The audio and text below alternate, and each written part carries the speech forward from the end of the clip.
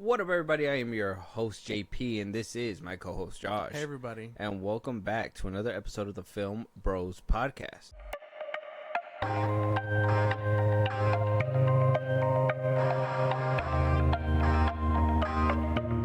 All right, y'all. 2 for 1 today. A 2 for 1. A 2 for 1. You ain't got to give us 2 listens. You just got to give us 1 listen. Well, maybe 2. Maybe you're going to part it. I don't know. But they decided to part this movie as well. So, I mean, maybe you'll decide to part this review as well. This is going to be kind of special because usually we'll do one individual film at a time. But I figured since we actually got the same director that directed both part 1 and 2 back to back, I said, "Fuck it, why not? Why can't we just talk about both of them at one time, right?" Yeah, makes sense. At least this one time. Yeah. And if we don't like it, let us know, and we'll adjust. We'll adjust it. But more or less, yeah. at least for today, it's a good little experiment, Yeah. right? This is a. Actually, it's not the first. It's not the first time we've done something like this. We've put movies side by side, like against each other. But I guess 2 reviews for the price of 1. Yeah. That's interesting. It's very good. So, with that being said, Josh, if you want to let them know real quick what we're reviewing today, and yeah, we'll just jump right into it. We're reviewing Dune Part 1 and Dune Part 2. There's something happening to me. There's something awakening in my mind. I can't control it. What did you see? There's a crusade coming.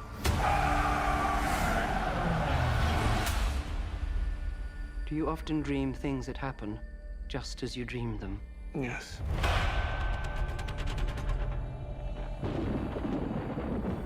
The test is simple. Remove your hand from the box, and you die. What's in the box? Pain.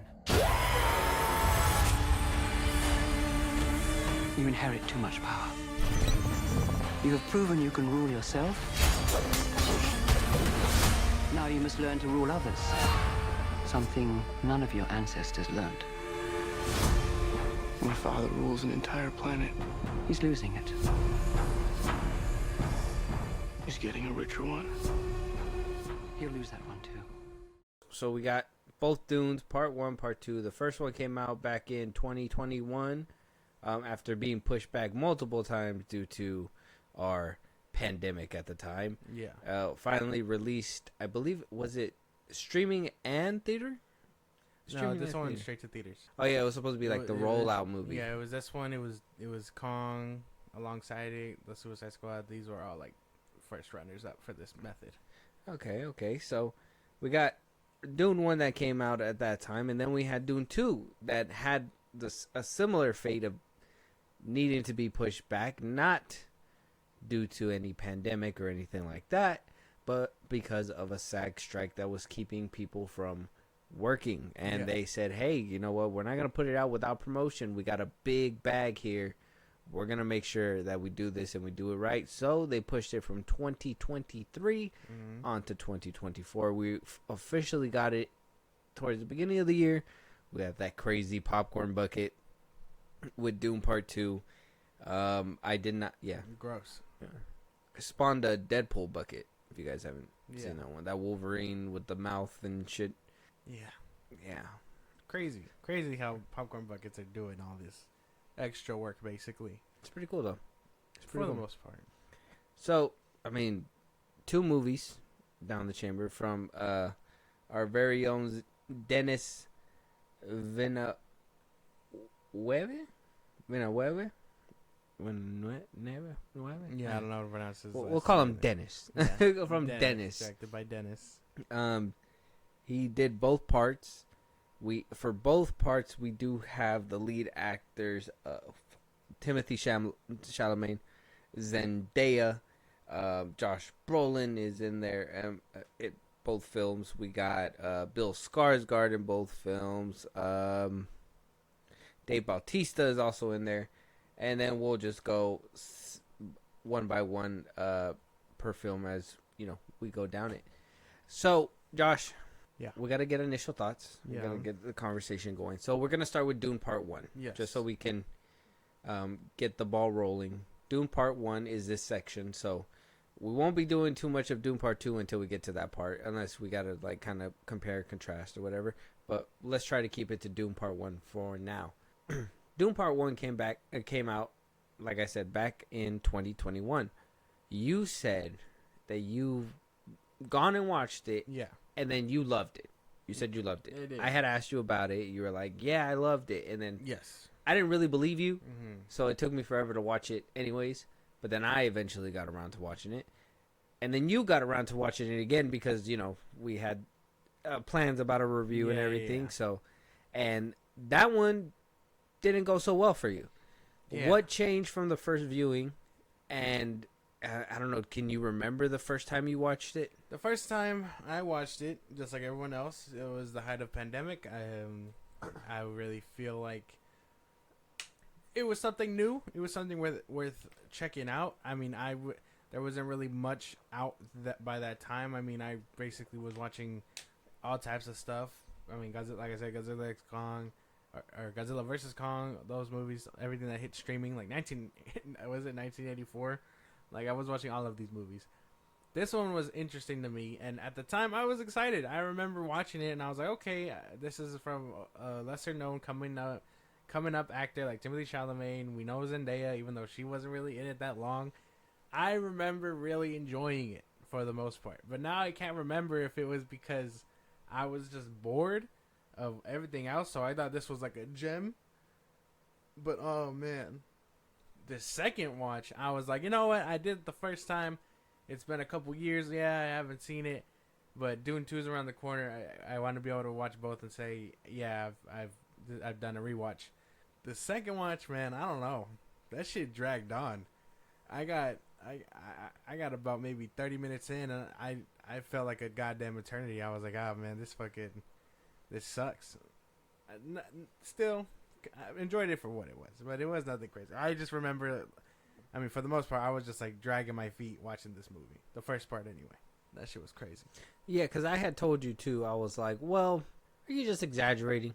You know, is this just an exaggeration from watching Dune, the first Dune? Because at the time, there was boredom going around, and I was just like, well, I'm bored, but I'm not that bored. So I was just like, Yeah. I'm not ready to watch that. And I was being honest with myself. I was like, I don't think any movies during this time are going to get sequels or actually be made. I know that at the time they were planning a part 2 and whatnot, but I just assumed because obviously all the box office flops and them continuing to push back films that this was just not going to happen. I think they tried with Tenet. And they were just like that one wound up flunking, so I was just like, oh, it's just gonna flunk. Yeah. Fast forward, it didn't flunk. People fucking loved it, and they went on to. I mean, I told you guys before, and I told you, Josh, like I was looked at in the eye and told, you're not a Star Wars fan if you don't appreciate its roots, and that's what Dune is. Dune is the roots of Star Wars. I said, what? I mean, partial roots, right? Because obviously, I mean, it took inspiration, but it wasn't everything. But I was told a bunch of things about this film and about like Timothée Chalamet and whatnot. Now, here's my perspective walking into this film. I didn't see Timothée Chalamet as a heroic actor, or at least a strong actor. Could he act? Who knows? He was up and coming. I didn't really see too much. I think at the time, the only thing I seen him in was in Up, or Don't Look Up, right? Yeah. With Leonardo DiCaprio. Jonah Hill. Yeah. And it was just such a short spot that I was just like, well, I really don't know if he can hold a lead film, like do anything like that. So it took me a while. That's when I asked around and asked you, and you were like, yeah, you should totally watch it. And, and then you showed me what what happens when you watch it. And I was just like, ah. So I finally get around to it. And my initial thoughts walking in were kind of like, okay, it's a Band-Aid. Yeah. I heard it's boring. I've heard, you kind of warned me It's about a it. 3-hour long Band-Aid. Yeah. I heard about it. I was just like a Band-Aid. Let's do this. Yeah. I get done. And it wasn't so bad.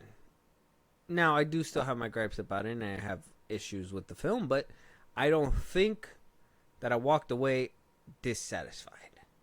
I think I walked away fulfilled. And, before we get into the whole, what we liked, what we didn't like about Dune, and, the gripes that you have, I know you have a bunch of notes. I was talking to you about this a little while ago, and I was like, man, like, this movie feels like serious. And, some people say, like, serious movies are boring, and they lack fun, and, all that stuff. Yeah. And then you have movies like the MCU films and, let's say Man of Steel and whatnot, like punches and whatnot, like a bunch of action, not so much exposition. And I'm thinking about it. I was sitting there thinking, I was just like, this is the break that people need. And I think that's why it caused a lot of hype at the time, because we were just so filled with so much superhero stuff that this movie kind of gave us that break that we need, where you could sit down and, just relax and breathe and be like, okay, this is a film where it's not all about spectacle. It's about paying attention, knowing what's going to happen next, and wondering, I don't know. I felt like this was a good break. If I would have watched this during the time it came out, I probably wouldn't have enjoyed this. I think I got it to the point, at least with the superhero genre and how the movies have been coming out, that watching these two movies and taking a dive into this one specifically just felt like a soft reset. I see what you're saying. It came at a weird time because COVID and all that stuff. There was no superhero stuff at this time, other than Black Widow, and so I see what you're saying. It was a definitely needed thing, and maybe it was the right move. Anyone who's a fan of Star Wars knows that yes, it comes from Dune, the original stuff, and maybe this was the right franchise to remake for a new time and be like, it's time to reintroduce this thing. They basically, thinking about it now, they kind of gave it the Dawn of the Planet of the Apes treatment, where it's like, oh, maybe it's time to just start to reintroduce this whole thing. Yeah, after the Mark Wahlberg one, and I can't even remember when the last Dune movie came out. It was like in the 80s. Exactly. So, yeah, and 6 books. 6 movies potentially on the way. Who knows? Hopefully. So, Dune Part 1 comes in with a Rotten Tomato score of 83% with the critics certified fresh, and it has a 90% audience score. Agree, disagree? I agree. Yeah. I can get behind it. I could see why people like it. I could see. Yeah. We go down. We obviously, like I said, Dennis directed both of these films. We do have some crazy, up and coming stars for sure. We have Timothy Chalamet as Paul Atreides, Rebecca Ferguson as Lady Jessica Atreides, Oscar Isaac as Duke Leto Atreides, Zendaya as Chani, Jason Momoa as Duncan Idaho, Stellan Skarsgård as Baron Vladimir Harkonnen. Harkonnen, sorry. Whoopsie. Josh Brolin as Gerding Halleck, Javier Bardem as Stilgar, Dave Bautista as Glossu Robin Harkonnen, and the list goes on and on. We got more and more actors that just, it's a stacked cast for sure. Now, this film, spoilers ahead for both films. We start off with, Atreides, Paul Atreides. He's coming up. He's not quite the man he needs to be. We have them ruling over a kingdom. You know what the kingdom's called? Yes. No, the House of Atreides. The House of Atreides. Yes. The House of Atreides, apparently the Empire and the Harkonnen could not capture the spice planet, right? What was it called? I have the name. 2 seconds. I did write this down. Don't. Arrakis. Arrakis. Yes. Arrakis is a place where you could get the spice that you want, but you have to deal with the what are they called? The natives that are there, right? The Fremen and the sandworms. The Fremen and the sandworms. Big problem. I mean, little or other things that they were kind of mentioning and kind of touching up on, but maybe we'll see those in later films. But those are basically the Harkonnens' biggest threats on that planet when they're trying to collect the spice. So they leave and they call up the House of Atreides and say, Yes. "Hey, yo, we need y'all because y'all seem like the type of fools that can get this done." Yes. The king said, "Bet." Duh. But at the same time, I'm planning to double cross, and we're going to go ahead and we're going to rise up in power and take over, whatever, blah, blah, blah. We get a long-winded film for sure. In between all that, we get the development of Atreides and all the other cast members. Zendaya was hardly in this film, so not really her. But you basically get the understanding of why Paul Atreides is the way that he is, his mother as well. And towards the end of it, we get the twist, or maybe we didn't see it coming. Maybe you did see it coming. I kind of saw it coming. I'm not gonna cap. I was watching it. I was just like, it seems like a setup. Sure enough, it was. And the Harkonnen were sent to go eliminate the House of Atreides, which they successfully did. Yeah. Sadly, wound up taking over. Paul Atreides and his mother were the two that survived, along with Jason Momoa's character. And and so they get lost into the sand, and then this is where we get to the part where I felt like the movie should have ended around right there, roughly, and then we're like, oh no, but wait, we got more. So they go down, and we finally see that premonition that that Paul Atreides was seeing in his dreams, and when he was in the spice world and whatnot, and Jason Momoa's character gives his life to protect them. He becomes a bigger man, and we move on to part 2. Did I basically get Dune 1 correct? Yeah, for the most part, yeah. I mean, you kind of summed it all up, right? I mean, we're introduced to this house, and I mean, what they're about. We get a good idea of what the Imperium looks like. I would say, yeah, you covered most of it.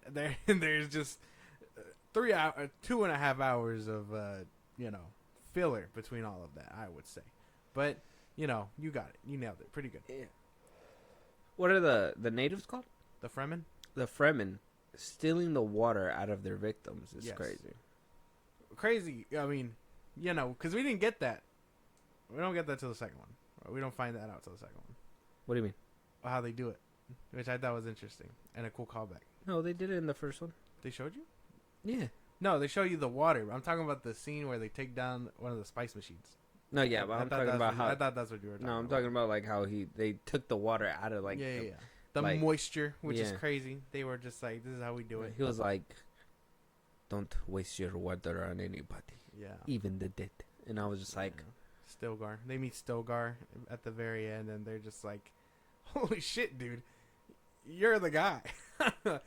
Throughout the whole movie, they are really forcing down the idea that Paul Atreides is him, basically. That he's the guy. Not only is he king, and the chosen one of this whole the witches or whatever, like this whole. He's deity. the rightful ruler. Yes, that's what and he's supposed to be. and then the Fremen have their own beliefs that Paul Atreides is basically fulfilling with them.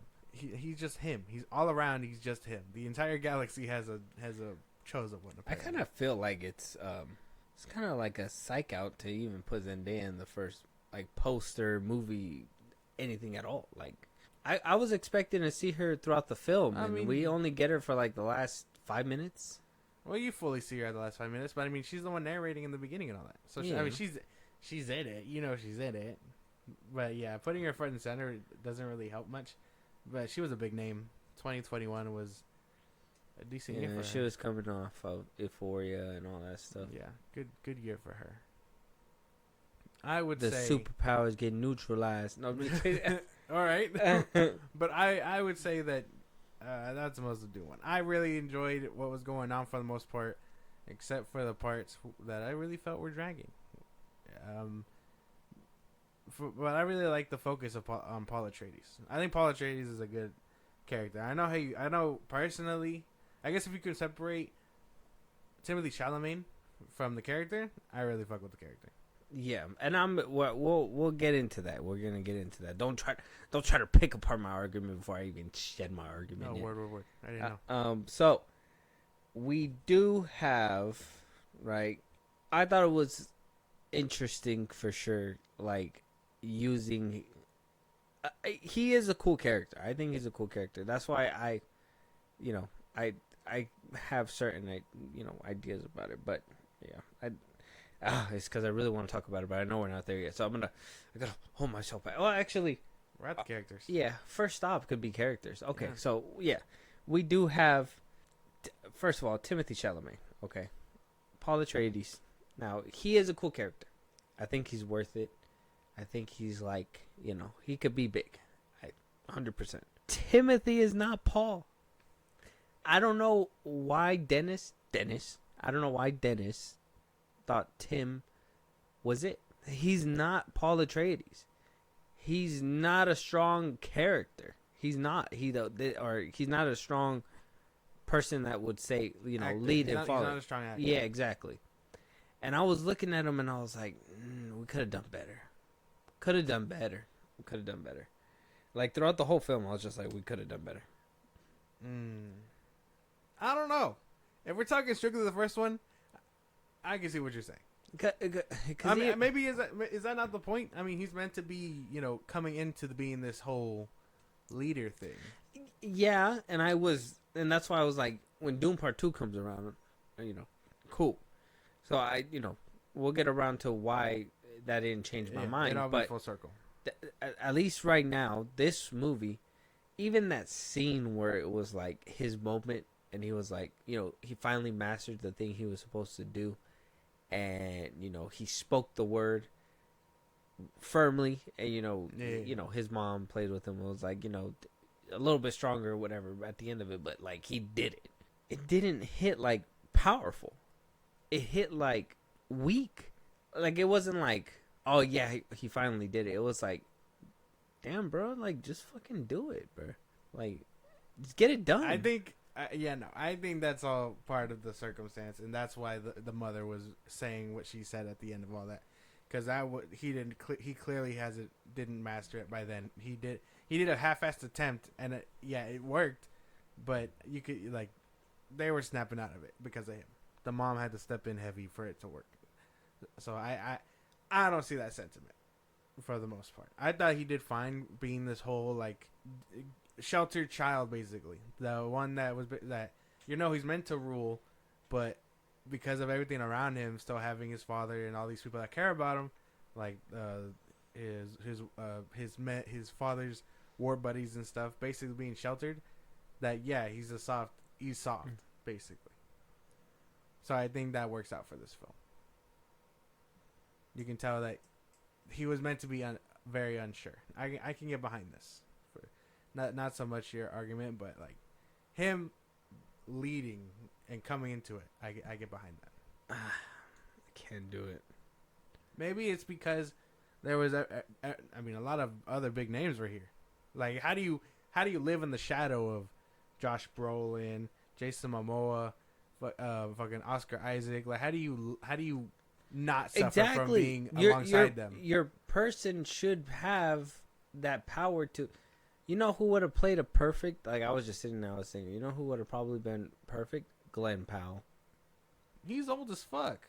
How old is he? He is not young. Yeah, Timothy Chalamet is what, like 22? Glenn Powell has to be like mid-20s, early 30s. There's no way. He is 35.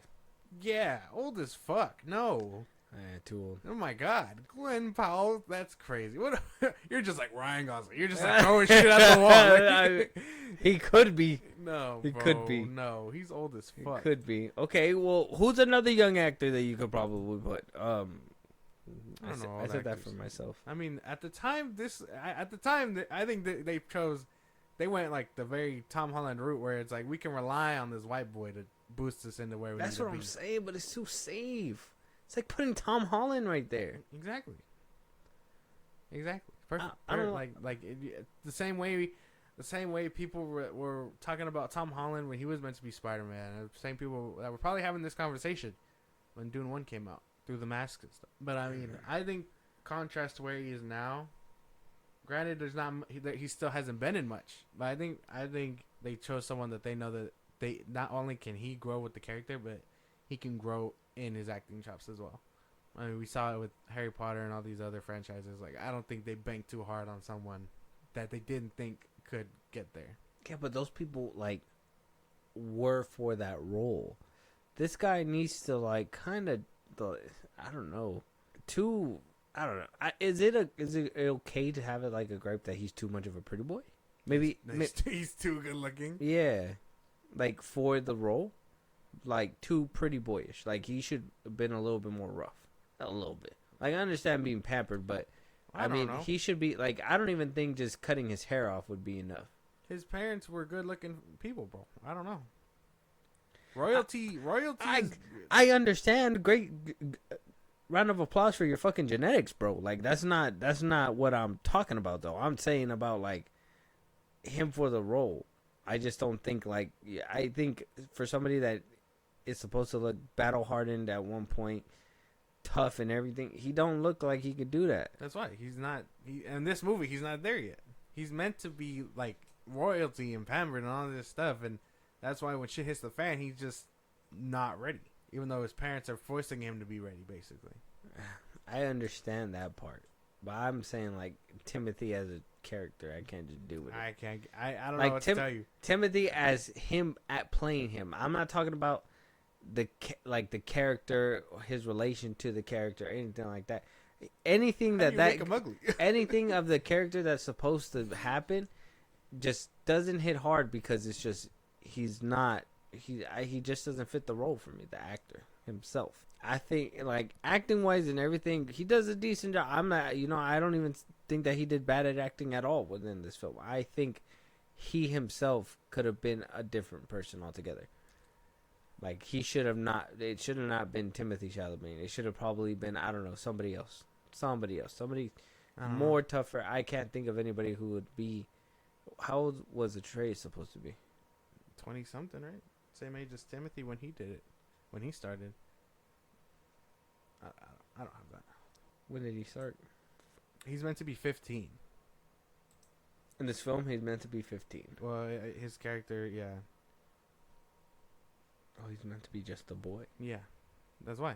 And then he comes into age, and I mean, Timothy Chalamet looks young in that sense. He was around 23. Timothy was? Yeah. He was 23 playing a 15-year-old. Yeah, roughly, yeah. 16 or so, yeah. 15 or 16? Roughly. I mean, he looked young. Him and Tom Holland got that going on. Where they just look young. So if they're supposed to be that young in the film, I can't think of anybody that young of an actor. Not even where he looks that young either. At least. I don't know. That's just my gripe. Y'all can let me know if I'm wrong about it, but I'll probably stick around for Dune Part 3, but it's not for him. It's not for him. It wouldn't be for him at all. So, I mean, everyone else. Yeah, do with that information what you will, but yeah, Rebecca Ferguson, his mom, I like everything about her. She's fucking cool. I like her whole thing with the witch stuff. I think her teaching her son in this like more stern, in their culture, religion way kind of thing. Yeah.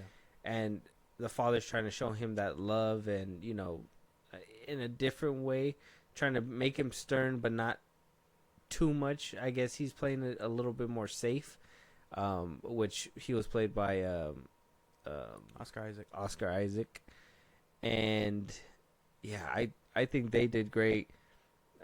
Like I said, Zendaya wasn't really in there. Jason Momoa, man, I just can't see him other than the dude that says "I am Aquaman" and screams and walks off stage now. So, man, that was back when he was trying. Yeah, but I enjoyed him for the most part. He was cool, yeah, but he's just. I always feel like he plays the same person. Like I don't think he has a different gear. He was trying. That was back when he was trying. Now he doesn't. Now he probably doesn't have a different gear. But you can tell he was making an attempt in this movie. Attempt not so much. Maybe that's why he didn't make it to part 2. But it is what it is. Stellan Skarsgård, wow. Always amazing to see this man in movies. Like, the suit he was wearing, he convinced me he was fat. That's crazy. That's how good he was. He was a good villain. He's a great villain. Mm-hmm. He was great. I really enjoy.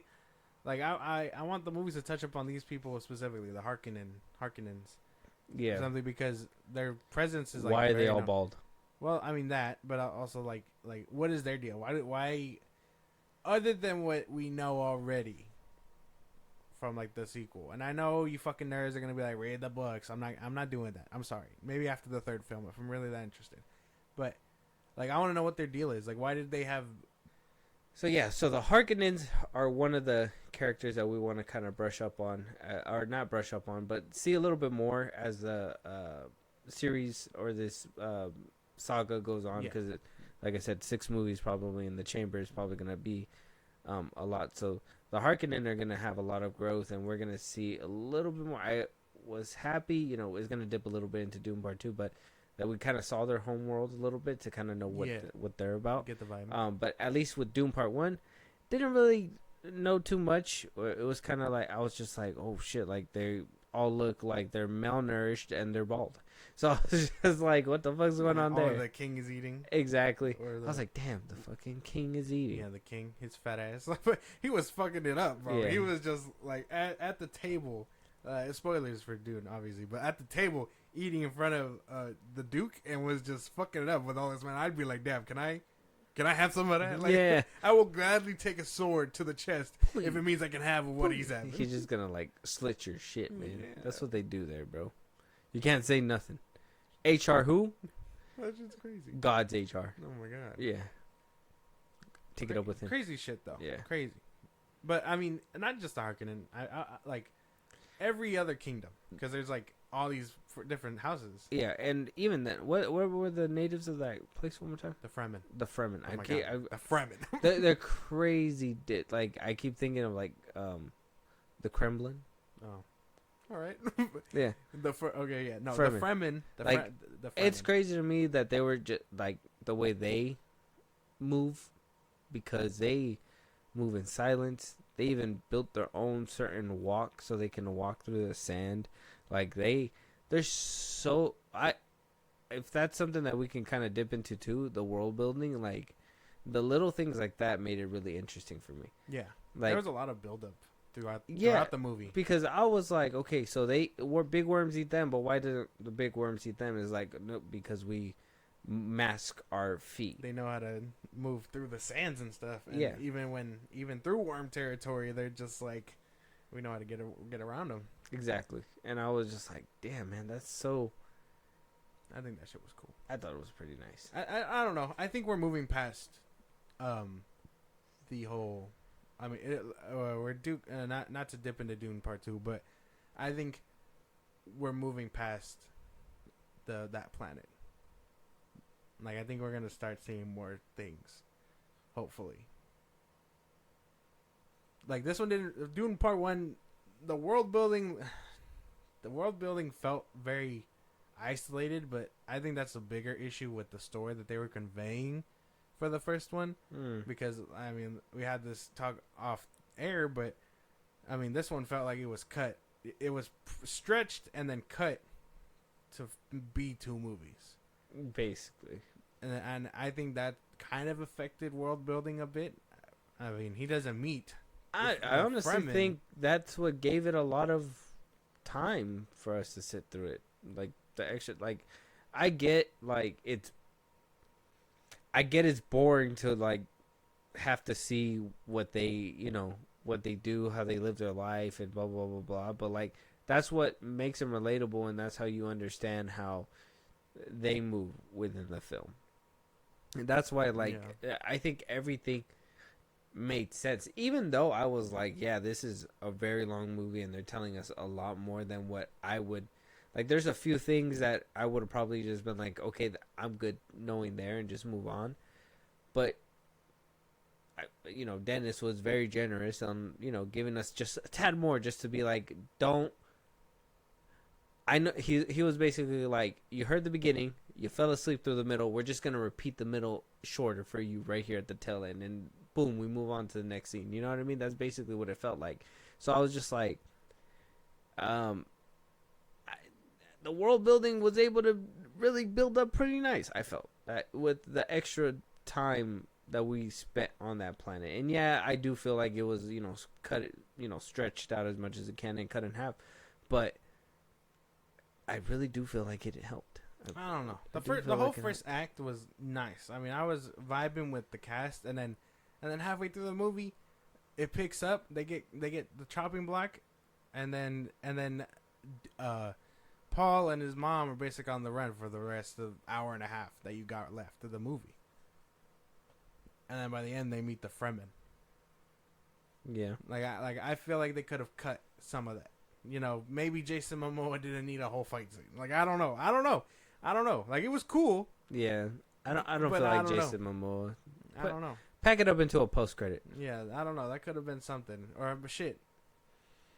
Leave him alive. I don't know. He could have showed up in the sequel along with another known actor. But I mean, we're gonna leave that there for right now. But I really feel like if Jason Momoa was more interesting, I probably would have paid attention a little bit more. Oh my goodness, bro. I think the most interesting role he ever had was Aquaman, and that's basically it. So that's crazy. That's a lot of. Sorry. Discredit. Like, I feel like. I mean, he probably did more than Dave Bautista. Name another Jason Momoa role. Go ahead. What's another movie he came out in? What, like, other than like Aquaman? Yeah. Well, he was big on Game of Thrones. Okay. But that, like I said, that was back when he was trying. But now I think he understands what he's doing, and so he's trying to just be that shtick. But I would say he was fresh off of Game of Thrones with this one, I think. That show had, like, ended, and he was coming into this one. No, he was doing Aquaman already. That came out, like... He was out of Game of Thrones way before. Like 2018. Game of Thrones, I feel like, ended relatively early. Yeah, but his character didn't make it all the way to the end. Oh, no? No. I don't remember. But I feel like the range... I don't even feel like you watched that show. Well, I know he was there. I know he's a big character, and he does some pretty fuck shit, but that's about it. Yeah. I'm not watching that show. That's what I'm saying. You asked for a role. You didn't want specifics. You gave them, and they were totally false and wrong. And I was like, I don't even think... Like, why are you telling me that you didn't watch the show? There's no way. How do you know I didn't watch I the show? know, man. I know But no, you, yeah, no. You don't, I mean, you don't he like was that doing, shit. Come on, bro. He was doing better than Dave Bautista. Come on. Give me that. No, Dave Bautista was way better. That's why I was upset. He didn't do nothing. Listen, exactly. That's why I was mad that they sidelined him. Because even the little bit that he did was better than what he was doing. Maybe Dave Bautista needs to stop signing up for things that they keep doing him dirty in. I don't know. I honestly thought, I was like, man, he was actually giving us like something decent. I was like, I can't wait to really see that the acting chops. Like, this was his, in my head, this was his big blockbuster role that he wanted. Like, I thought he was gonna get lines on lines and fucking deliver the performance of his career. They sidelined him in the first film, You know what's and crazy? I was like, okay, the second film gonna do it. Oh, man, he got it even worse. Spoiler alert. But what do you call it? What was crazy was seeing the dude from Ant-Man in here. I forget his name, but he was meant to be like the funny one. He recently had a movie come out. The Mhm. Devil Made Me Do It or something like that. I can't Yeah. remember. But crazy seeing him. I mean, he died, but it was crazy seeing him. He was there for a minute. Yeah, he was there for a cool minute. But I don't know. As stacked as this cast was, you can tell that not all of them make it. So, and that's not even like a huge spoiler. They're clearly not in the poster for Dune 2. Like, like that is not like a big spoiler. Yeah, I was surprised on how many did not make it. I was just like, the big names too. Like, They were like, all right, Timothy, this is the second act. They're going away. Your crutches are gone now. Yeah. And then, Goodbye, Oscar. yeah. Yeah. I mean, yeah. Yeah. Goodbye, Jason Momoa. That's crazy. What a crazy way. Josh Brolin. Yeah. No. Yeah. He has a heroic thing going on for him, but then he winds up leaving. He's like, "There's nothing here for me." And then he goes Mm-hmm. in the wind, like a turd. Yeah, he couldn't even go looking for Paul. The fucking traitor. Cinematography. How do we feel about the I work? liked it. I can get behind the camera work here. The camera work, the scenery, like Arrakis looks fucking like, even just for being like a dirt planet, like that shit looks amazing. Yeah, I love it. I mean, like we touched upon it earlier, the homeworlds, Yeah. the House of Atreides homeworld, or the Harkonnens homeworlds, they looked fucking like really good. I don't know, beautifully shot movie. I That's won't what I'm lie. saying. Like, the world building was great, though. Like, the different planets that they came from was nice. They were there for like 2 seconds. Bro. Oh, but you can never please this guy. You can never. They were please there this for guy. 2 seconds. Okay, I am much more pleased with what we got in the sequel. Man, you mad critical with this movie, but then I talk shit about Venom. It's like, I fucking love Venom. It's like, Because Venom isn't this technical, bro. If Venom was giving me Mozart type shit, I'd be like, all right, have your keys, bro. But no, dude, this movie was meant to be sophisticated. They made it 2 hours and a half. They couldn't even meet me at the 2-hour mark. After everyone dies and he meets the Fremen faster, they were like, nah, the Fremen, and then they go a little bit more. Like, we didn't need all that extra shit. They made this technical on purpose, so I'm being very critical. all right, man. Crazy that Man. you made me do all that. You brought it out of It me. was I like- didn't even have my Red Bull. It was like a knee jerk reaction. is That was crazy. crazy. What do you? Oh yeah, let me pick on Venom and then set him off. That's crazy. bro. Well, why was it so easy?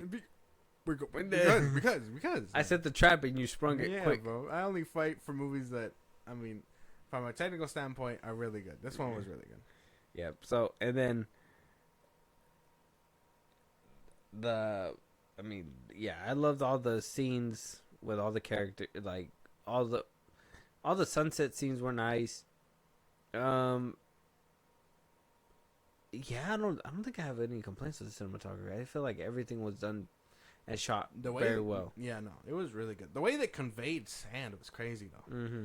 Like the way it kind of, fuck you guys, but the way it was really like being like sand was cool. Like I mean the whole scene where Paul is like stuck in like a trance or whatever, while they're trying to save like the people from the little spice collector, whatever the fuck it was called, and then like it's like a storm.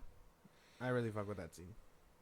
Okay. Not just for what happens in it, like context wise, which is a nice callback that they do, but technically wise, that shit was nice. Like I really enjoyed how they like actually treated sand like a part of like its own character, basically. Like the planet was its own thing. Yeah. It was nice. See, world building, It doesn't save the movie from being a bore. but still, it did what it needed to do. Yeah. Um, Boringly.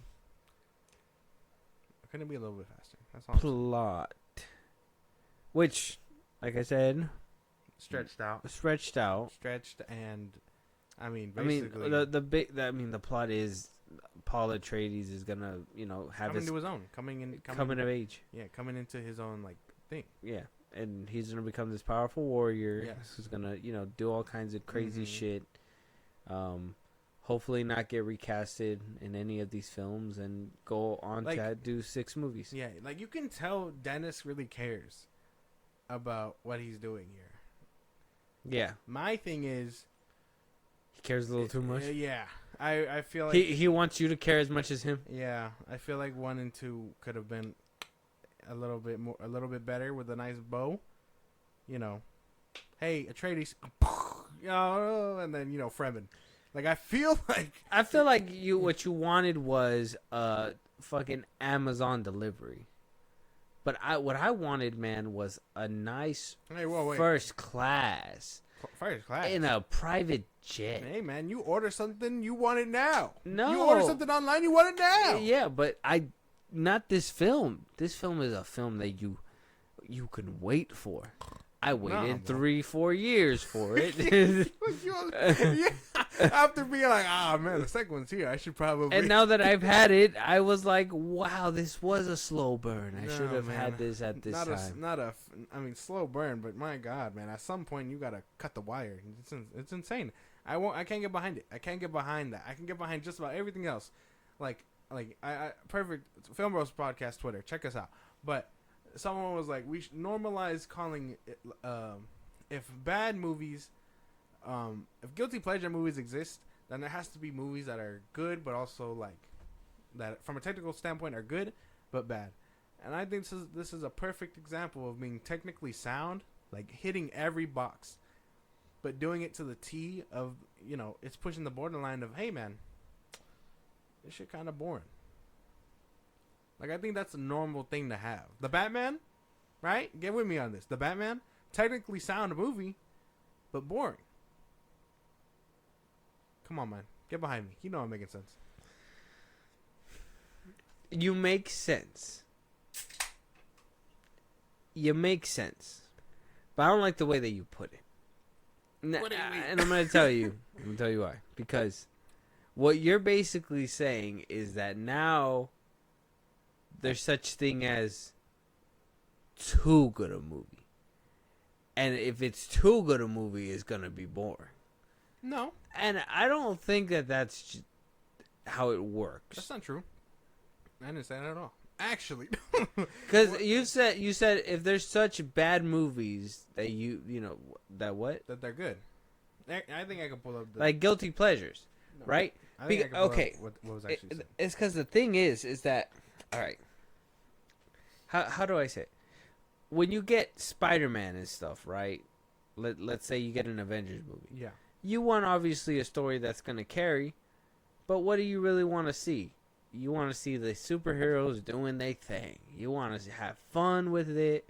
You want to do all kinds of crazy stuff. Sometimes you're going to get a movie that has cool moments and crazy stuff. Yeah.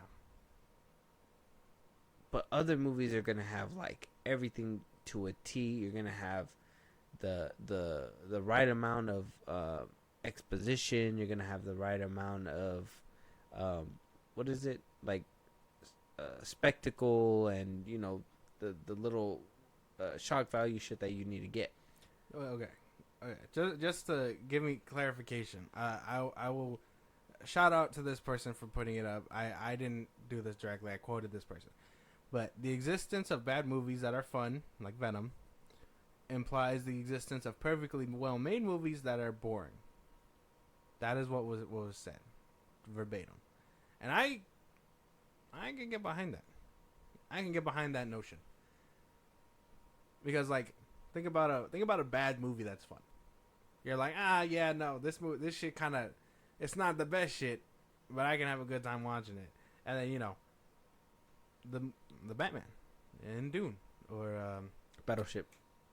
I mean, that's dumb and fun, yeah. I mean, I guess, but that's what I mean. Like that's what I'm trying to get. And I mean, yeah, every movie can hit the box, but now, I mean, at some point you got to be like, okay, this person's a little too technical, and yes, it is a great film, but it's a little boring. The Killer, another perfect example of that. No. The Killer was good. It was boring. It was good, but come on, man, it was boring. I'm making sense, and I feel like I'm making sense. What you're telling me is, and listen to me, and this goes for everybody, and I'll stand on this hill, and I'll fight anybody who comes at me, even you across from me. Clearly, it's going to be me. I'm the only one with a voice. So. TikTok brain. It's TikTok brain. TikTok brain my ass. You got the fucking brain capacity of a squirrel, and you just can't handle masterpieces. It's kind of, it's the same thing as the kid that gets straight A's in class. You're like, fucking nerd, you fucking nerd. But over here, but this motherfucker's succeeding. That's not the He's same succeeding. Thing. He dotted his T's. He crossed his I's. He did what he had to do. No. And you're over here. We're not. You're saying, Dennis, you're so good. you fucking suck. Like don't fucking don't make movies because you're that good. Like That's it's not just what I'm crazy. saying. Yeah, you That's are. not what I'm saying. I'm actively acknowledging. No, yeah, because yeah, there's it's a two good different movie. things. Because you can have bad movies with good moments, and then you can have good movies with bad things. Because you want to find something bad to say, but movies don't always have something bad to say. Can it be too long? Sure. You had beef But with the lead man. but yeah, that's something completely different than what you're talking about. No, I'm not. You're what talking I'm about, saying is you're talking about the make and fundamentally- model of the movie. I'm talking about a specific actor. that was in the movie. He's a cog in the machine. Yeah, but You're like, I don't like the way this cog is turning. It's too white. It's too shiny. I need it dirty. Like whoa, everyone I didn't else. say Timothy. I didn't say you were too white.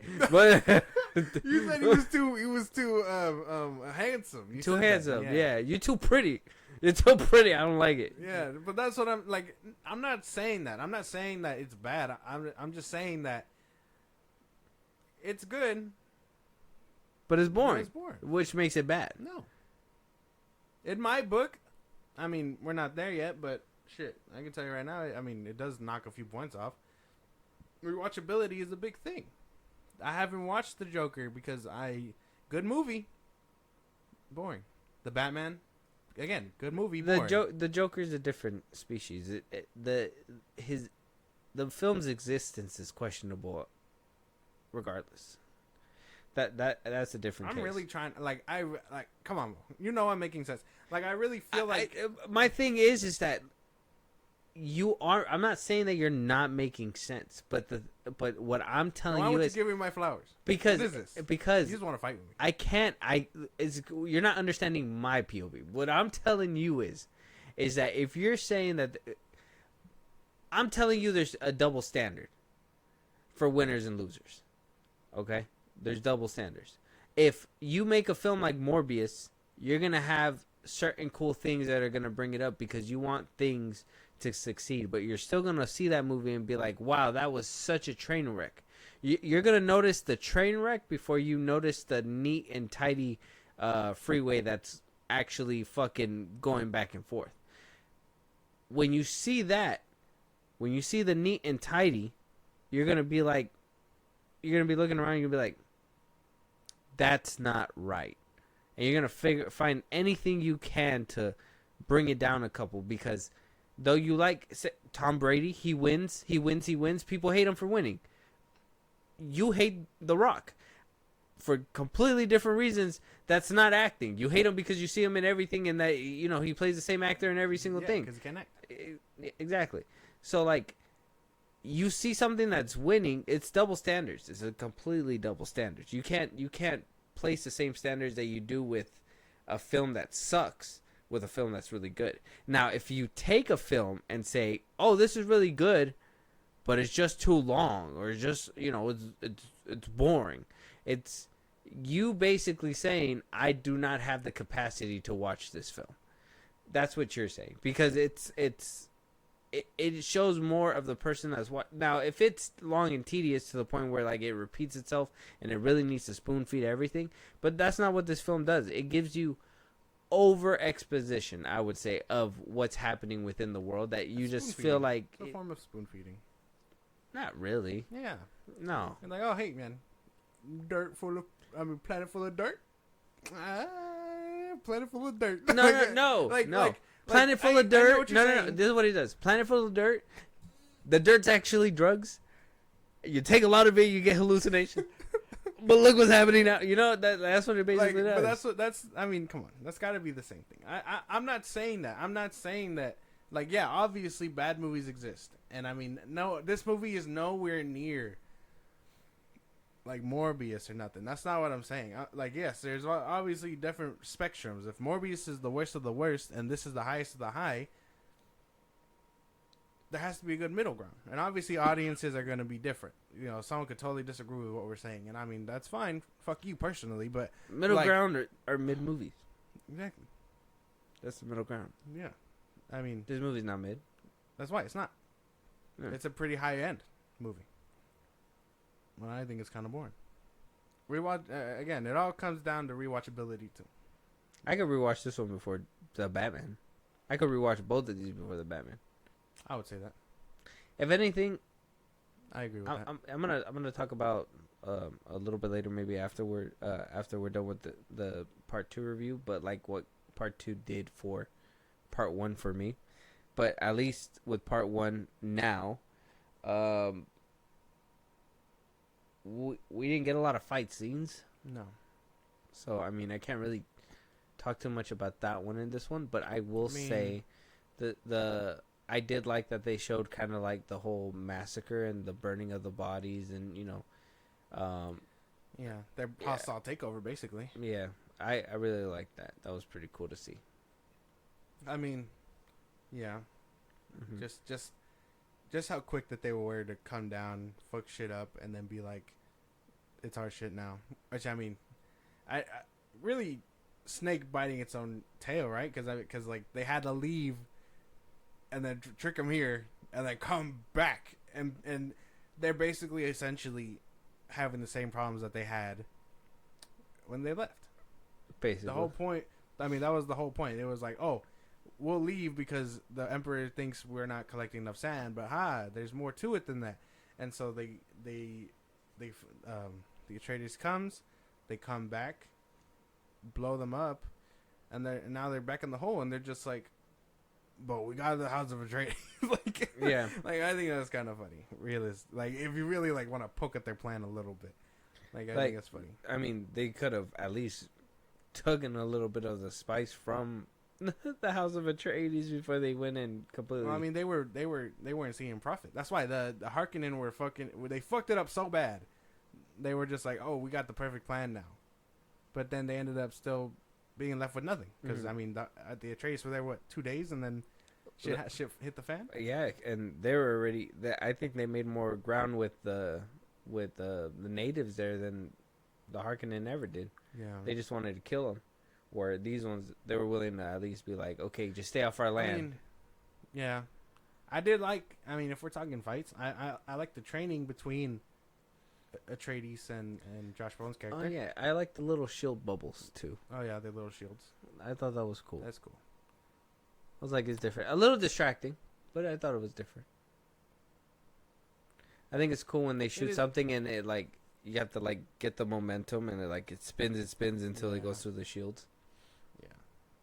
I mean, no, I want to say that it's cool, but I mean, inconsistent. Inconsistent if that happens. You know what I'm saying? Like you would expect it to like obviously there's no bullets, right? There's no like bullets around, but it's like if you can shoot a dart at me and it spin for a cool minute before penetrating, like redundant. You know what I'm saying? Because you expect someone to attack you with a blade.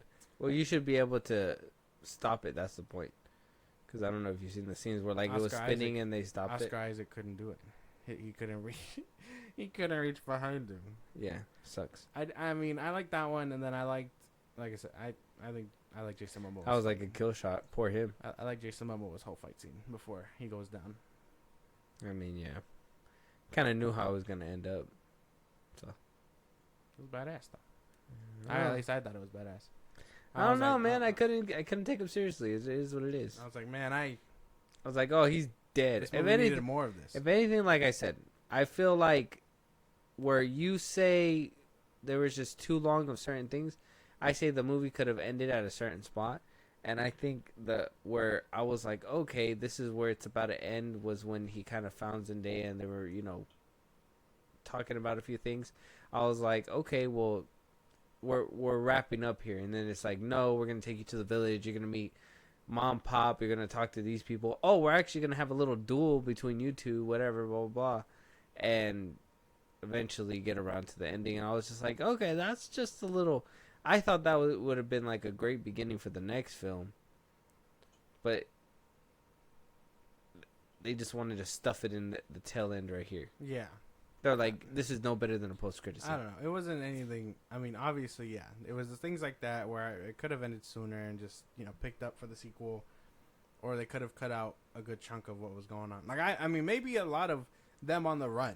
I feel probably could have been out, but who knows for sure. It gave me that feeling of the Batman where I was just like, oh, like I thought the Batman was gonna end at a certain point too, and then we had that whole stadium thing. And Like final act where he's just like, oh, bruh, my last trick is actually going down at this place. So fucking. yeah, that show's crazy. I didn't appreciate him shaving his beard and shit too.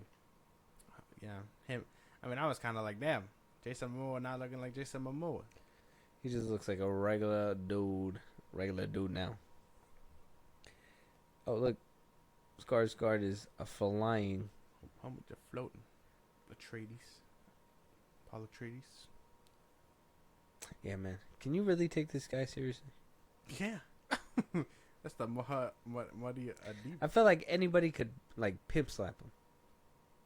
Like I feel like a Glock would pistol whip him pretty good. Oh my god, man! Yeah. Well, good thing guns don't exactly live in. Yeah, this no, space. I know. He'll probably be like, "Oh, I know sword skill. Ooh, pop, pop, pop, click, click, The click, gun click, click." shoots? That's crazy. Yeah, just gotta No, tilt it man. sideways, No, bro. No. Damn. kind of twist it. No. Yeah. Stop it. You stop it. So yeah, well, with that, Josh, 1 through 10, brief synopsis, real quick, so we can move to part 2. Second is my second rewatch of the film. I could see myself going back, potentially in the near future when the third one does start ramping up. Like I said, I think technically, from a technical standpoint, everything in this movie is pretty sound. Again, I don't have the main gripes with Timothy like that. I feel like for the era that he's supposed to serve in the movie, it all makes kind of sense. I fuck with all the actors. I don't think anyone really fell short. The Zendaya thing, yes, clearly a problem. She was in there for like not even 20 minutes, I feel.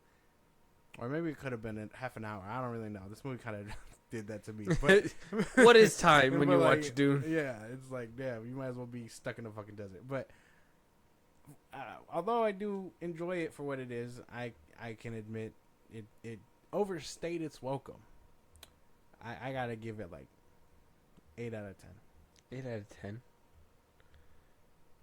8 out of 10. 8 out of 10. I think this movie was great. I think everybody did what they had to do.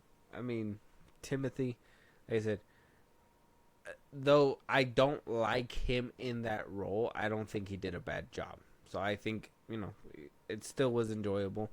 I like the fight scenes that we did have. The hand-to-hand combat was fun. I like learning about this whole planet stuff that we're diving into. Do I think it could have ended a little bit sooner? Sure. A little bit longer parts. A couple scenes for sure. But all in all, I really enjoyed it. I don't think I really looked away too much from it, from this film. I was really like intrigued on what was going on within that world. Yeah. I thought it was a great opener for what we're going for. I give it like an 8.5. Okay. 8.5. That's cool. I think I was contemplating the 9, but I just can't get past Jason Momoa. I think he really 2 brought points? out. 2 points? Yeah. That gives you a point and a half? Really? Yeah, That's crazy. Jason Momoa is just like, he brought it down for me, bro. There's no way. We could have gotten a better actor. That's what I'm saying. Like, they picked a few actors that were kind of questionable in this series that, we could have probably not had. Damn, Oscar Isaac. Oscar Isaac, great call. Good casting. They nailed it. Perfection. Nailed it. Skarsgård, nailed it. Fucking chef's kiss. They did great job. Timothy, yeah. I like Josh Brolin. He brings something to the table. Something. Yeah, something good. Moving on though. Let us know your guys' thoughts with part 1. We're gonna roll around to part 2 right now, so we could just kind of compare, see how it kind of built up on the first and what we thought about it. Now this one came out swinging. Dune Part 2.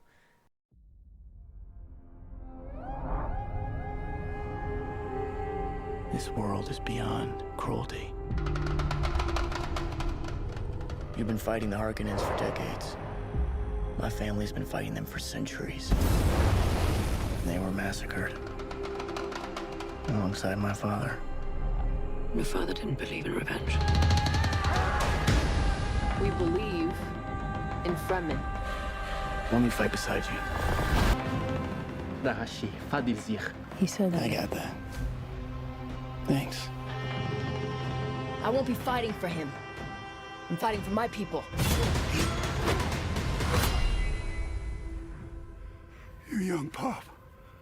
Do you believe in Paul? There are signs. The prophet. Why is that a bad thing? Use it. Because all my visions lead to horror. Because you lose control. Because I gain it. Like I said, pushback because of the SAG strike. Build up anticipation. Got a popcorn bucket that made you ask for extra butter. Behold the popcorn. Crazy. I got like 10 of them. Oh my god. Heck, I loved it. No, Oh my god. so the critic score on this Rotten Tomato meter was at a 92, certified fresh. Way higher than the first part. First part had 83%. So Dune Part 2 came out with 92% critics and a 95% audience score, where audience score in the first one only was at a 90%. So, I mean, what do you think about this one? Better? Worse? Should have been like this? I'm behind it. Same Yeah. thing. Same thing with the first one. It all makes sense to me. Okay. All right. Me too. I really... Spot on. Even though I don't really give a fuck about Rotten Tomatoes, maybe once in a blue moon they're okay. yeah, maybe they work it out. Did you see that Alkalite seems to be getting review bombed? That Is a different conversation. yeah, that's a whole Yeah, but that's crazy. So, Dune Part 2, Dennis is back to direct the sequel. Like I said, it kind of stretched out. So this is all his one vision. We can kind of say right now the cinematography was great. So we can kind of move that out of the way. Yes. Like, really great stuff. He brought what he really brought with really enhanced on it. Really. Yeah. Like every planet, again, doubled in size. Like that's fucking amazing. Yeah. Timothy is back. Rebecca Ferguson's back. Zendaya's back. Javier Bardem, Josh Brolin. New addition, Austin Butler, Christopher Walken. Austin Butler was Fade Rautha. Fade Rautha. Florence Pugh was added as well as Princess Urlan.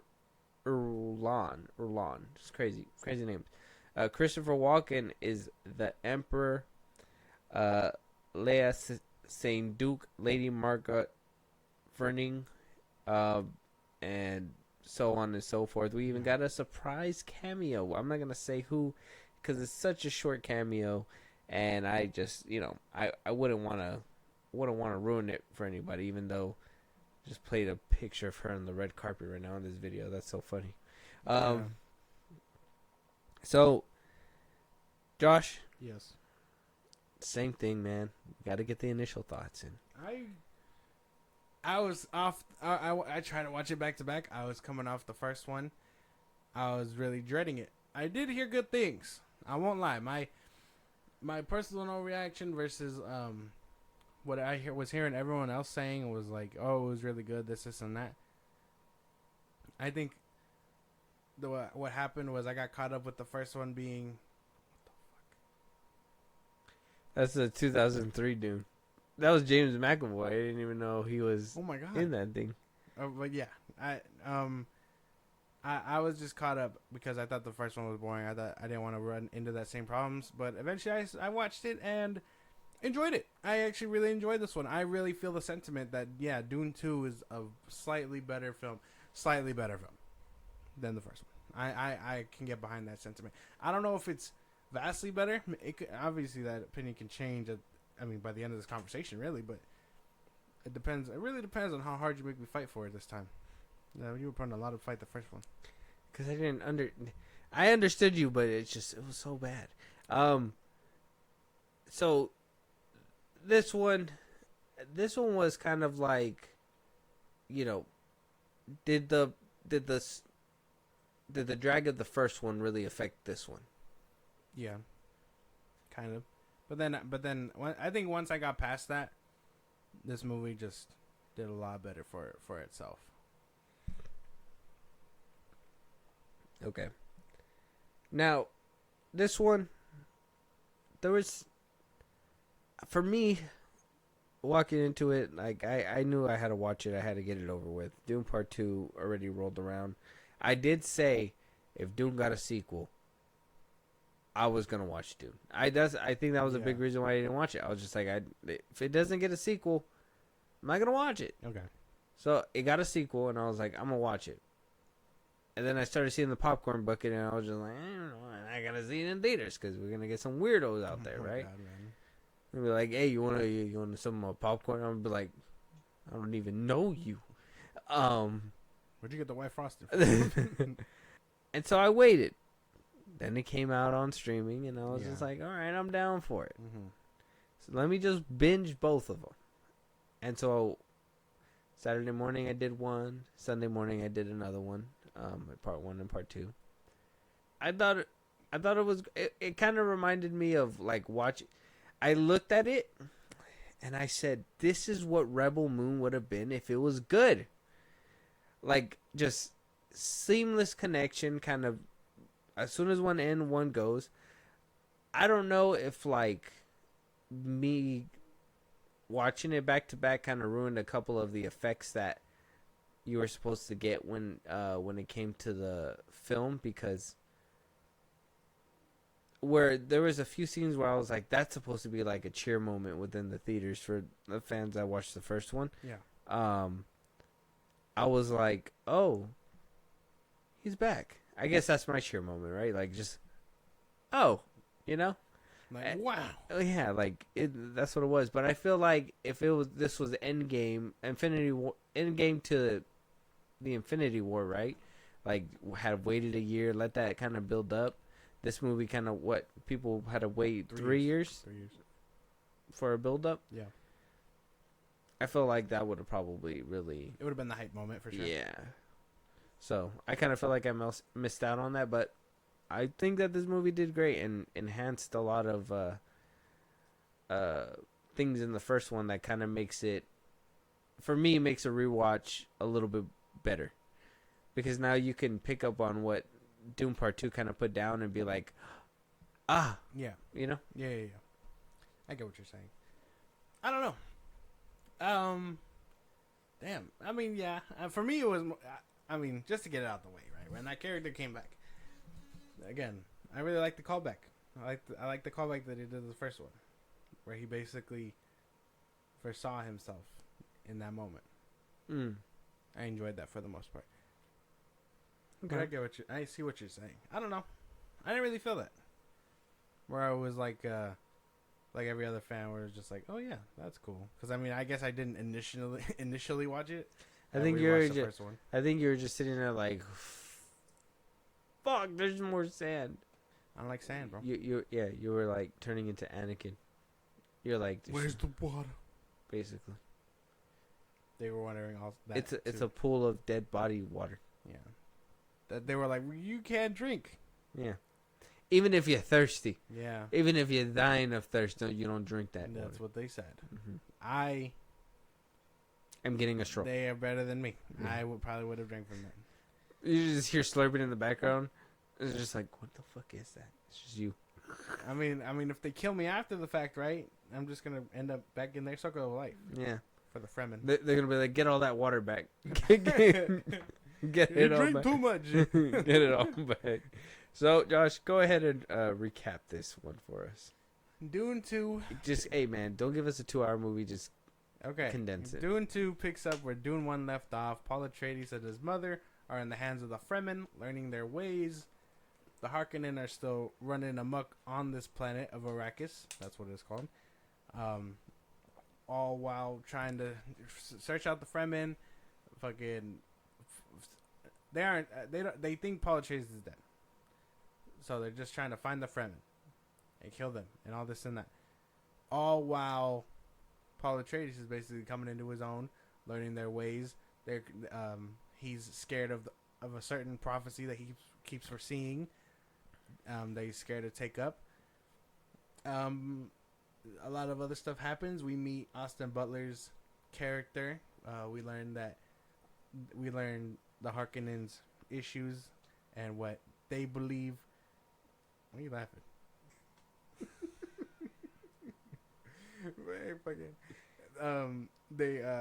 We learn what the Harkonnens' home planet is like. We learn what they did it. We learn about the Emperor. It's this one that we didn't learn in the first one, right? We learned that Paul Atreides' mother is pregnant, right? In this one, Yeah. We learned that she's pregnant. And then she hails a bunch of drugs. Yeah, they're like, hey, you are strong enough for this. We need you to be our mother. And then that baby gets powers. Yeah, she can. Moral of the story: do drugs pregnant. Oh my god, that's not. Don't the FilmBros podcast is not condone this kind of shit, but that's where they end up. The Fremen are taking down the Harkonnen on the planet. They're like, the Emperor's like, hey, you're kind of fucking it all up. We gotta go down there. They go down there. They find out Paul is alive. The Mada Hadib. I think that's how I pronounce it. Don't kill me for that. I'm just trying to quote what they said. doing his best. Yeah, the Mahdi Habib. The prophecy's coming true. Paul Atreides is now running shit. He's head Fremen. He's head Fremen. We meet again. Austin Butler's character is a sociopath murderer that they look to be their chosen one, since Paul is no longer with them. And then this one kind of wraps up basically with Paul taking the Emperor's hand in matrimony to basically stop Emperor's war. daughter. Emperor's daughter. Emperor's daughter's hand. Yeah. I feel like I said that. No, you said the Emperor's hand. Oh, my fault. They're not gay. Yeah, that makes him gay. but yeah, and then all while other things happen. But I thought they were gonna take the ward to them. That's the gist of it. Huh? Aren't they taking the ward to them? Well, yeah, no, they're taking the war to the other, because they know that it's gonna happen to the other factions because they won't accept his rule, basically. Yeah, that's what they said by the end of the movie. Mm-hmm. Because the Emperor stood down because he's a bitch. I would have killed him. I still would have killed him. I would have been like, I took your warrior and I'm taking you. And I'm taking your daughter. How do you feel about that? Damn, fucking took his daughter, bro. That's crazy. He said, give me her hand. All for peace. Florence Pugh just said, all right. That's fine. So the characters, I mean, Timothy, you guys already know my gripes on Timothy. I ain't gonna go back down that path. Austin Butler, though, loved him. I didn't like that he sounded a lot like Skarsgård's character. Mm-hmm. But I loved him. Loved him. Had no issues with him. They're related. I think that's the point. I mean, sure, but like, it's like they were like the Harkonnen. Now, show us your Harkonnen voice. He's like, can I hear him? Skarsgård gave him, and he was just like, I can do that. He did. Because Austin Butler mimics. Yeah. He's a mimicker. Mm-hmm. He was able to do Elvis and everything, so he probably was like, I got to do exactly what he's doing. It's like, no, man, you could have added your own flavor. So, I don't know. Maybe that's an Austin Butler thing. I don't know, man. Dave Bautista sounded like Dave Bautista. Yeah, like, that's not Harkonnen. That is Drax. No, he sounded, I mean, sophisticated, sure. Yeah, no. No. But I liked his character. I actually really fucked with him as a villain. It sucks that he went out the way he did. I really thought they were going to do more with him because, again, it felt like they were teeing him up. And again, For something, huh? Yeah, we didn't read the books, so fuck you. But it felt like they were teeing him up to basically be Paul Atreides' like Darth Vader, essentially. Basically. And they just didn't do that. They didn't do it. Unless we get like some random Well, Rebel that chick is Moon pregnant. Part 2, like, you know what I mean? That chick is pregnant with his kid. That's true. Oh, he comes back reborn as that? Wow. Well, I don't think so, because I mean, they said it's a girl. He's like, I'm gonna grow and get Paul Atreides. My father's dead because of Paul. It'd be crazy. That would be crazy. But I mean, I'd still think vastly better. I mean, a lot more action in this one for sure. Not as much stuff. They basically had to solve the kind of stuff that they put in the first one, which was them learning the ways. Paul Atreides coming to terms with his destiny as the chosen one and the Mahdi Hadib. I mean, I was really fucking with it. I really feel like he hasn't, like, yeah, he grew into what he needed to be in this one. That's what I was trying to get at with the first place. But tiptoeing around these two movies is tough for y'all. But we try. And I tried. How'd you like the writing of Worms? I thought that was pretty cool. That shit was tough. Imagine that shit, bro. Yeah. The way they used it. Like, either do it or die. It's like, what kind of teaching lesson is that, man? I don't know. Like, Guess I'm dying. I don't like, know. when I learned how to swim, I mean, they pushed me in, but I assumed they were going to pull me out, right? They're just like, nah, bro. Clearly you couldn't cut it. If you were in Sparta. They were just, man, can you? Sorry. Fucking crazy, but like, You don't deserve to live if you can't get up out of there. I can only imagine that that's just how they operate. And I mean, again, everything that Paul was doing was what they foresaw in their fucking their own little prophecy. Mm-hmm. They're like, oh, someone will come of high descent. He will be a future seer and this and that, and then he will ride a fat ass worm in the dirt because we taught him that. Like, nothing crazy. What I was really interested more in wasn't so much that he was learning their stuff, but the fact that he was afraid of his own destiny. And like, yeah, he's gonna end up biting his own tail. I'm assuming that everything that the first one did, you know, was showing him Zendaya like stabbing him and shit. That's gonna come into play in a later movie or whatever, because I mean, where he leaves her in this one, set up a villain. They fucking set up a villain. Like, that's crazy. Yeah, because after he was done writing sandworms, she was writing his worm. And then he was like, right in front of her, I'm going to get the other chick. It was crazy. Speaking of Zendaya, I like that she had a more, you know, she was around a little bit more in this film. Spoke a little bit more, did more things. You know, that whole rocket to that dude when I thought she was a goner. Tough. Yeah, she was crazy. I mean, same though, because I do the same shit to a motherfucker coming at me with a sword. She just looked at him and she's like, reload. And I was just like, what a gangster. She did not give two shits. That's one of those scenes where, like, what is it? The San Andreas or GTA song plays, and then the little sunglasses come down with the blunt. Yeah. Fucking, that's stupid. I can make that happen. But You should. But I feel like her character was nice. She's a great actress. I like, you can't even fault her for that. Yeah, she did good. I like seeing Florence Pugh. That was a nice addition. I am tired of seeing her dirty all the fucking time. I swear, in everything she's dirty and nappy haired all the time, bro. Like, she's never done up in anything. What was it? No Way Home, Far From Home, like all those movies, these movies. Like, she's never like done up, ever. She's never done up. I understand she's on a sand planet and she doesn't have much there. But I'm just saying, one of these movies, they need to glamour up. I'm hoping in part 3, she has like a ball scene or something, and like they're gonna be like, this is what she looks like when she's done up. Now, eat your words, Florence Pugh. You know. I bet that bitch stinks. that's what I. She's in a shower. No. Wait, where? Where do think you shower on a stinks? dirt planet, bro? Where do you shower? In the pool of dead bodies. Oh my god, man! But You just don't tell them that you were in there. You said don't drink it. You said I couldn't shower in there.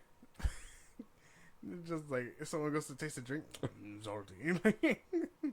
But yeah, I don't know. I really liked the character. I can't lie. I like that she did shine a lot more here, and they planted the seed. I thought they were gonna reveal that she's pregnant. I thought that was gonna be something, maybe in a later movie.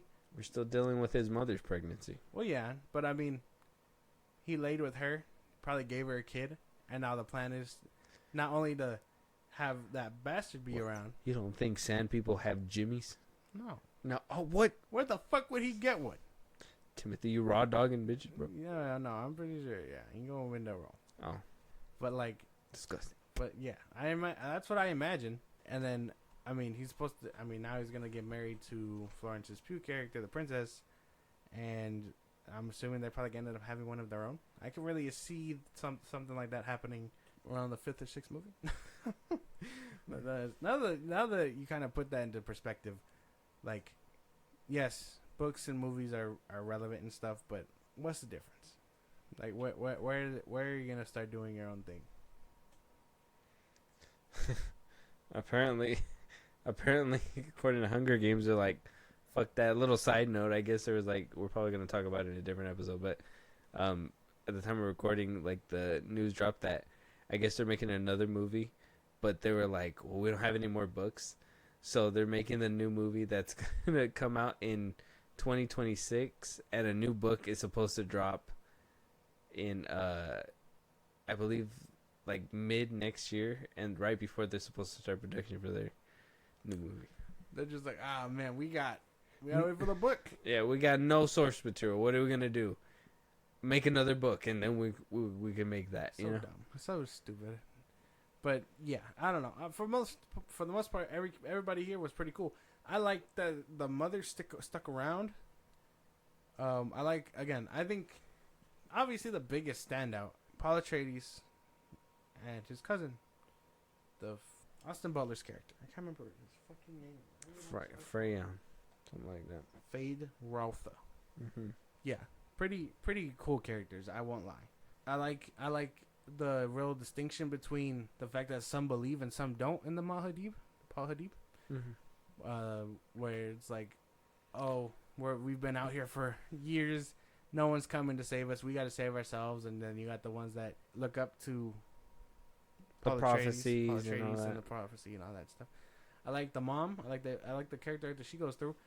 And I mean, she ends up being this higher powered like thing to where even royalty almost like they she's set over up here a calling whole shots. yeah they've set up a whole chair for her in that whole like fucking final battle.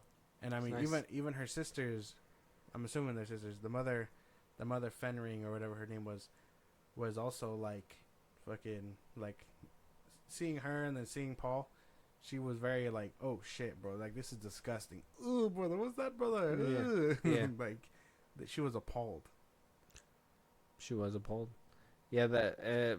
So did the action kind of help with this film a little bit more? Yes, I won't lie to you. Yeah, the way I mean, really set the tone for Austin Butler's character, because I mean they made it seem like he's the next guy, and obviously he gets done in, but what really set the tone was him taking on the 3 last survivors of the House of Atreides, and then, you know, yeah, they're crippled. They were crippled. They gave him a handicap, but I mean, Cheated. he beat him fair. He beat him mostly fair and square. I like that. I think what made me like really like his character was when he took the shield off, and I was like, okay, He's about it. yeah, I can get behind that a little bit. Yeah, I mean, like I said, he had so much shit going on for him that he could have stuck. I feel like he could have stuck around, but no, fucking, he dies. Unfortunately, Mhm. spoiler. Yeah, Burp, burp, burp. Yeah, the fight scenes and like the action scenes and everything does help with the film, obviously. And I like that the film warrants the action scenes, and it's not like, oh yeah, we're just gonna do this just because we have the budget and we can do it, right? Mhm. It actually makes sense when they put it together. I don't think I have many gripes with this film. Besides what I basically said about the actors in the first one, they basically got rid of all the shit ones, and they were just like, well, here we are. And I mean, Christopher Walken, though he's there, I do feel like somebody else could have been there, but he still does a hell of a performance. I think he does. He's a good pretty actor. He's a good actor. well. He's just old. The world building in this one makes it a lot better as A lot well. better, yeah. Knowing Knowing that yes, that these people were going for power, like a little crazy. That's how the whole, I wanted you to get thrown out thrown off your path. I kind of feel like there's gonna be a twist in the third one. I feel like they're gonna go a little bit deeper about it in the third one. Probably. But like, for now, at least we know that it was the head dude. Who is it? The Imperium leader, right? What's his name? Empire, whatever. Harkonnen? Not the Harkonnen. Christopher Walken's character. Emperor. Oh, the Emperor, right? Emperor. That the Emperor and the Harkonnens were working together to Yeah. get it done, which kind of says how much of bitches you guys are, right? I mean, that kind of says a lot if they're trying to both take them out, right? I thought it was crazy. The world building got a lot better. We learned more. We did a lot more. We know that there's a lot more planets. We know there's a lot more planets out there because Josh Brolin's character became a bounty hunter, and he was saying that he was out there, collecting, doing all kinds of stuff. So, at least we know that there's more to expand when it comes to this universe. Obviously, we know that there's more planets that could have been taken over, but things are expanding little by little. What do you think about the world building in this one? It worked a lot better. I like the fact that we got a lot more about how things operate for the most part. Like, I mean, we saw the Emperor's planet. We saw House of Atreides' planet again. We saw the more of what the Harkonnens' planet looks like outside of the Emperor, their little throne room, I guess, and where they assemble like the military. But I really enjoyed that they take that time, the little bit of time, to be like, this is how vastly different every planet can be. Because even when he was talking to Zendaya about like water and swimming and stuff like that, it really felt like two people coming from two different worlds, basically. So I really enjoyed it. I really enjoyed the world building. I can't wait to see the other like kingdoms and factions and stuff. Yeah. Part 3 is gonna have a lot more like exciting stuff. They gotta expand more because I feel like I understand that these movies have a lot of information to tell, so I'm like sitting here waiting. Like I said, the first one really didn't get me too excited to listen, but the second one got me a little bit more like, oh, my ears are wide open for now. sure. Yeah, I would say so. The way that one really built upon what was going on in the first one, I guess it really paid off, breaking it into two, because I mean this one was just like I said. I don't know if it's vastly better, but I know it probably is a little better than the first one. Yeah. Okay. What about the fight scenes in this one? A lot better. So much better. I mean, again, I like the Austin Butler's character fighting. I like that we saw Josh Brolin get his lick back. I mean, we even saw Paul do a bit of fighting too. So he's clearly growing as a warrior, even though he was afraid to kill someone. I mean, basically in the first film. And then the final fight between Atreides and Fade Rutha was pretty cool. Like, that's probably the best one out of that whole thing. Mm-hmm. Like, ending on that little note to solidify what can come next in the next movie was really good. Yeah, the whole, I know a lot of people were like kind of overhyping that blade scene between him and Austin Butler at the end. I liked it. It was cool, but I don't know. I don't think it was the hype like that. I don't know. I didn't think it was like, I seen a lot of people really writing the fucking, that scene's whole meat, bro. Like, people were literally like, this is the best fight scene we've had in like years. And I'm just like, I mean, it was cool. I liked it. But I mean, it's not the best fight scene. Yeah, I think we've seen a few movies do some crazy shit over the years. That was kind of cool. But I think the reliance of Timothée Chalamet, I know that he has the potential to like do more, but I don't know how much knife training he had to like. But I like what we got. I'm not complaining. I'm not saying that anything should have like necessarily changed. I just don't think that it's like 100%. I wasn't like, oh my fucking god, Yeah, I get you. But I don't know. I really enjoyed it. I think seeing these two clash was really good. But man, that's my one thing. I can't get behind Austin Butler's character going out like that. I can't. That's like the one thing out of this movie I can't support. The worms coming in to fight in that battle was nice. The Fremen using them was crazy. I wasn't expecting that shit. I know. I was like, damn. I thought it was like one, and there was like 5 of them, or like 6, 7, 8. Big And I was ass like, worms, bro. I'd be like, I do not get paid enough for this shit. hell no. What the fuck? I'm just gonna get 8 whole. Nah. I'm gonna be like, Not me, bro. you eat my butt, you gay. The worm gonna stop in his tracks. You'd be like, whoa. Going, we don't roll like that around here. not like that, partner. Not like that. So yeah, the fight scenes were pretty cool. All the action sequences were pretty nice in this one for sure. Really nice done. They did what they had to do with this film for sure. So besides that, obviously, so we don't go into this big rant and spiel again about like what you think, because it's crazy. But what did this movie feel as slow as the first? No, not in the slightest. So are you gonna give it that metric that you were talking about with Dune 1? What do you mean? What do you mean? What do I mean? You said it was like, so good that it was bad. Oh, I didn't say that it was good. It was bad. Boring doesn't make a movie that bad. Like again, it's just good. Knocked it down a couple points. I knocked it, yeah, because I mean, 2.5 hour movie, you expect more from it, but no, it's all the same stuff. Thank you so much. No, I mean not more, but like I don't know, a better. What piece. more do you want? They gave you so much. He gave you so much you didn't want to hear it anymore. You were like, that's enough. I didn't mean more in that sense. I meant if it was gonna be 2 hours long and a half long, there should have been more oomph to it. I guess is what I'm trying to say. Not so much dialogue and all that other bullshit. Sorry, gun don't go pew. So it's all like no lightsaber to go bzz, boom, boom. All right, bro, don't do that to me. I watched Andor. Ching, ching, I watched ching. Andor. Shut up. Obviously it's all the same metric because it's my fucking metric, but I don't see it suffering from being boring. This one was a good film. If he could have just he obviously could have done this to the first one 10 times better.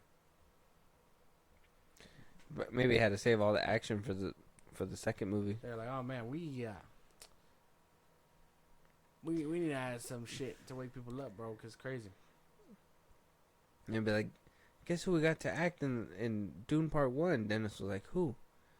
Jason Momoa. Dennis was like, what the fuck? He gets one action scene and that's it. He gots to go. He can't be a hero. He's going to die. Well, he was a hero. He went out like a hero. I'm going to even let him know, premonition time, you're going to die. Damn. Find another job, Momoa, pretty soon. Yeah. He's just like, Momoa, thanks for showing up. In this scene, you're going to rough him up a bit, not too crazy, and then you're going to die. And he's like, actually, it just fucking goes. In the movie, this stance was crazy for me when I seen it in the movie. Like, when the camera was panning up, and he was just standing there like a lobster, I was just like, damn, under the sea. That shit was crazy. All right. Does he not? Yeah. Perfect form type shit. Yeah. I don't feel like I'm saying anything crazy. Like, that form is insane, right? That's crazy, yeah. Yeah. All right. So, Josh, brief synopsis on Dune Part 2. From 1 to 10, 10 being the best, 1 being the worst, 5 being the middle. What did you think about this film? I enjoyed it. Again, I really do feel like this was a step up in the right direction from Dune 1, or Dune Part 1, however you feel. I think everyone kind of did very well in their parts. I would say I'm looking forward to a Part 3. My main gripe comes from the bad guy's side. Because, again, I don't agree with Austin Butler's character biting the dust. They kind of kill off Dave Bautista. Again, the Harkonnens, I don't know how they're going to touch upon them in a third film. Or if they're relevant past that. I'm not reading the books, fuck you. Again, but I would like to see that kind of resurgence from another movie. Because, I mean, they don't... It's not like they lose people and then, that faction goes away. You know what I mean? Someone has to run the ship for them. So I would assume we're getting something like that down the line. But for the most part, I enjoyed it. Again, not a 10 because of my own personal gripes with it, like I said. But a better film than the first one. I give this one like a 9 out of 10. Okay, you picked it up a lot. 1 point. That's a lot. No, it's not. Oh, well. This is your leader. This is who you think can lead you. Oh my god, man, I'm not giving her a rest. it's crazy. Zendaya. They look like they're besties They with really, testes. yeah, they really try to like match. That's funny. All right, so 9's good. You know, just to cut it short and sweet because there's not much I can say when it comes to these films more besides can't wait for part 3. I give it a 9 as well. I think this movie does what it needs to do. Very good. I just have the gripe with the one actor in this one. Like I said, maybe a couple other people could have been changed up. Austin Butler in this film does amazing. I watched him in Elvis, so I was just kind of like, oh man, like it's not that he's a bad actor. It's just I just couldn't do his acting in Elvis. I couldn't hear his Elvis Presley impersonation. You know, I don't know what it is. I feel like Elvis himself. Like his voice is not my thing. That's just him. So seeing him actually be able to act in this one, and even though I do feel like he just kind of stole Skarsgård's voice, Yeah. it's fine. I think he did great with it. He did what he needed to do. Yeah. It felt organic. Fucking Zendaya coming in swinging with this film too.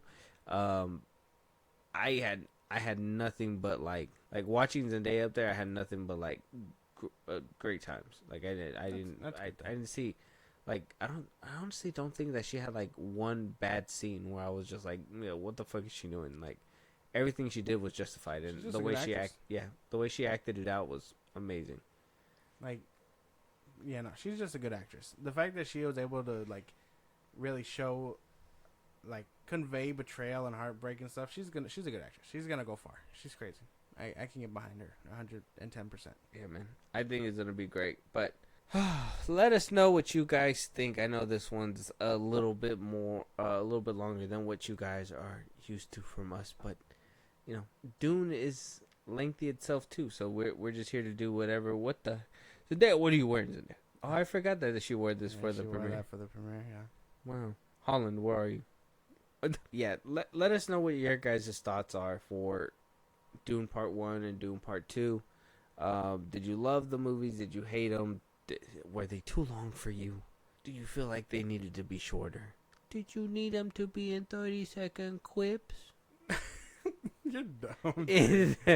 Let us know what you guys think. I'm curious because, yeah, I do think, though, I will say, in your guys' defense, these movies are long. Some scenes can be a little tedious, I ain't gonna lie. Yeah. But I think all of it had great information that should have been skipped, and if you don't feel like there's rewatchability, there should be at least enough rewatchability to try to catch everything that they said, because I think that he does jam a lot into these films that makes sense and really brings up the value, brings up how do you say, like, it brings the movie up more when you know exactly what they're saying word for word. Yeah. Okay. I see what you're saying. Yeah. So I think, what movie was it? Was this one? Yeah, it was this one where I was like, with Dune, when you have to learn a whole different language and what this means and everything, like, it's kind of hard too. You know what I mean? Yeah. Because they're teaching you something completely different, and you're just like, it doesn't feel that. It's like what you gotta learn Klingon and shit. Exactly, but with Star Wars, when they're like, oh, it's Jabba, he's speaking whatever Hut or whatever the fuck. They give us a translator, or they put the words on the bottom, and you're just like, you accept it. It's easy, it's fun, it's whatever. But because this movie was a little bit more like, oh, we're feeding you this information, it felt like you were actually needing to learn and actually understand. And I was just like, makes sense. I will say that probably could hurt the film for some people. Yeah.